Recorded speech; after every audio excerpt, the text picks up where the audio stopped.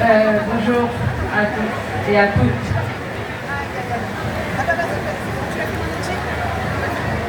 Bonjour à tous et à toutes. Salam alaikum.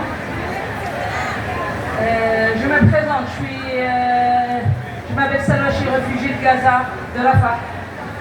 Ça fait une vingtaine d'années que j'habite ici en France. Toute ma famille, ils sont encore à Gaza. Normalement, ils étaient de Rafah et après ils sont fait déplacer comme tout le monde depuis 2 ans, depuis mai 2024. Ils sont fait déplacer vers Der el-Balah. Et là, à ce moment-là, les gens, les jeunes, les bénévoles qui ont vu 1 million de personnes arriver directement à Der el-Balah, ils ont commencé à dire en fait, nous, on veut s'organiser, on veut répondre à tous les besoins qu'ils ont exprimés les réfugiés là-bas sur place et on veut qu'ils vous nous aider. Et à ce moment-là, on a commencé à parler ici autour de nous. En fait, le concept là même de Résilience Gaza, c'était que les Palestiniens restent maîtres de leur vie. Qu'en fait, c'est pas nous qu'on décide qu'eux ils ont besoin de ça, ils doivent faire ça pour eux. Non, c'est eux qui disent qu'est-ce qu'on a besoin.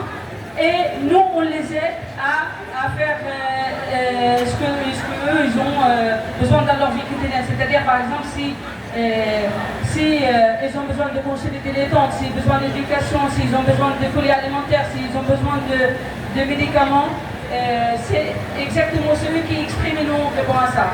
Chaque semaine, on envoie de l'argent à Gaza. Chaque semaine, on a de retour de bénévoles. On publie tout ce qu'eux nous envoient comme photos et témoignages sur www.resiliencegaza.org. Ça, c'est le site internet qu'on a, plus la page Instagram Résilience Gaza.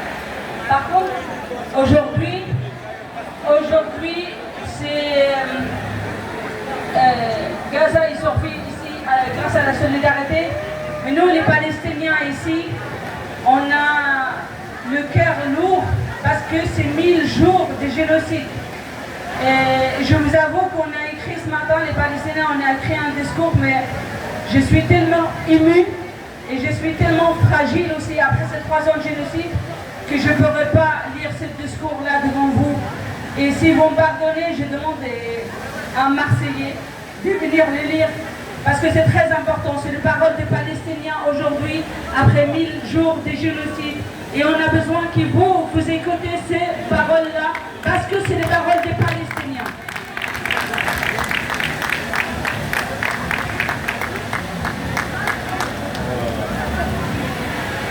Bonjour, je m'appelle Yassine, je suis de Noailles. Ça va, c'est mon ami, c'est votre ami. C'est une lettre écrite par sa fille. Je commence. Aujourd'hui, nous les Palestiniens, ne comptons pas seulement les jours, nous comptons les vies fauchées, les familles dispersées, les enfants qui grandissent sous les bombes, les parents qui grandissent sous les bombes, les parents qui enterrent leurs enfants. Les maisons réduites en poussière, les écoles, les hôpitaux, les universités, les lieux de culte, les quartiers entiers détruits. Nous comptons les absents, les disparus, les blessés, les déplacés. Nous comptons les repas qui n'ont jamais été pris, les anniversaires qui n'ont jamais été fêtés, les salles de classe restées vides, les chambres d'enfants qui ne reverront plus leurs occupants.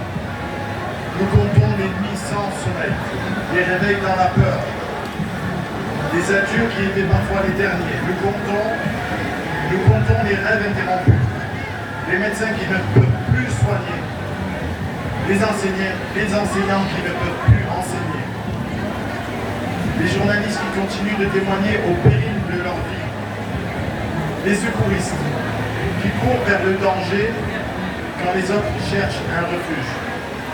Nous comptons aussi tous ceux qui ne se mesurent pas.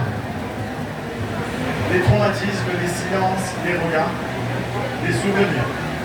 La douleur de celles et ceux qui attendent encore le retour d'un proche. La douleur de celles et ceux qui savent qu'il ne reviendra pas. Aujourd'hui, pour nous les Palestiniens, cela fait 1000 jours.